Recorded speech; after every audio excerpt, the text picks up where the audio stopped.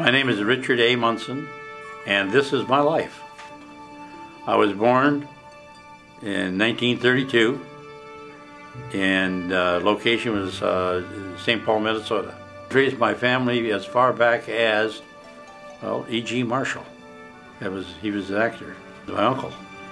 Oh, my mother was a wonderful person. We had 9 kids, brothers and sisters, and she really protected us kids and everything else. My dad was a character. He was drinking all the time. I mean, we had potatoes because we raised potatoes and everything else. In fact, Jack Dempsey had come through North St. Paul, and us kids found out about what you do is we'd turn around, pour water in the road so they'd get stuck, and then we'd go pull them out with the horses to make money. Well, one of them happened to be Jack Dempsey, the fighter. No, I mean, the whole family came out in an old Studebaker, and it was during the war and rationing was on. In fact, we had a blowout, and they wouldn't give us a tire to fix the deal. And my mother says, I'm leaving all these kids here, so you better give us a tire. And my first job was working for a wholesale jewelry down in the Ranking Building in Seattle. I delivered jewelry, diamonds. In fact, I'd take diamonds to the Frederick Nelsons, and they were not gonna mess with a little kid, you know, running around with a suitcase full of diamonds. I went to Coleman Grade School, and I went to Franklin High School, and then I went to the University of Portland. My best memories of my school years was chasing girls. Well, they had a paper drive during the war, and it was you know, salvage paper. So I took my 2 sisters and I made them go up to the houses with dogs and get all the old papers and magazines and everything else. And we'd pull the wagon, and I collected 3.5 tons of paper. And my sister says, "Yeah, you made us go to the houses with the dogs, and you got all the credit," because they announced my name on Captain Midnight, a Baptist church. In fact, I sang in Billy Graham's choir. Well, I was in the Air Force, and I was down in Albuquerque, New Mexico, and he was having one of his revivals, and they interviewed people who would sing in his choir. So I volunteered. Well, I went in the Air Force, and then when I spent 4 years in the Air Force during the Korean War, I enlisted in 1951. Well, you're marching a lot, doing KP, and you know, they harden you up. It's a good place for people to learn how to take and live and how to discipline themselves. Well, I went over with the first F-86 squadron that went to Germany. That's when Russia was Adenauer was being elected, and we were only like 4 minutes away from the Russian border. For about 6 months with a cracked vertebrae and a herniated disc, and so I had to change my profession. So I went into the car business.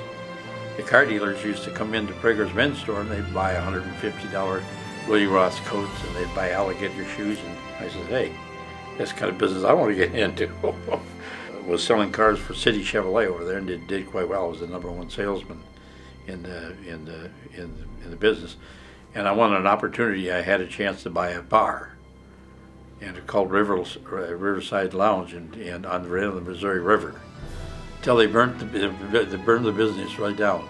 And that's when I went back in the car business and was selling cars, and then I got involved in the building business. You know what a pole barn is? I was in the pole barn business. He said, "Hey, Monson, what are you doing?" And he was weaving all over the road. He said, "Why don't you come over and see me and see about American Adventure and in Ocean Shores?" And I went down to see him, see all these people there handing out gifts and everything else. I said, "Hey, this is pretty, you know what I mean? See all these people come in just to talk to you, and you get paid a commission." First week I made $10,000. Well, it just started out. It was good. I mean, the thing is, it was a brand new product, and you're selling excitement. You know, the thing is, the RV business was just starting to boom. That's when I said, well, I better go in my own business. Well, after that, I went into marketing business. I went and ended up with 9 resorts. Basically, I've discovered that having too many was a big mistake. You had to have control of the situation. So that's when some real estate people approached me about Seaway Island Resort in New York, which I now own. Probably the best thing that ever happened to me is I went to Hawaii, and my brother owned Clearview TV Cable in Auburn. He asked me to come to Hawaii and take a look at the ship that the Bank of Hawaii had repossessed. And it was a 160-foot cruise ship. I have a lot of pictures with Jerry Steinfeld that gets on this yacht, which was my boat, comes down from the bridge with American Express in the sand like that. Don't spend what you haven't got. It being a fair and honest person. Well, believe in yourself. That's one of the first things you have to do, because you don't realize the electricity that you have in your personality and everything that transfers to other people. Stay right where you're at, learn from, put the bricks in the right place, build a strong fortress. I really don't know. I don't think I have any regrets. My greatest legacy is that I was here.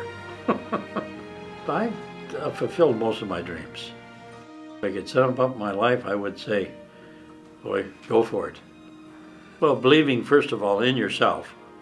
Number two is working hard. I've been successful and enjoyed myself, even in the car business. I always had a Cadillac, or, I had all the trappings of what it was all about. But I was hungry enough to go out and try some new adventure. I enjoy what I'm doing. I've had open heart surgery. I've been in the hospital 28 times, in the VA hospital.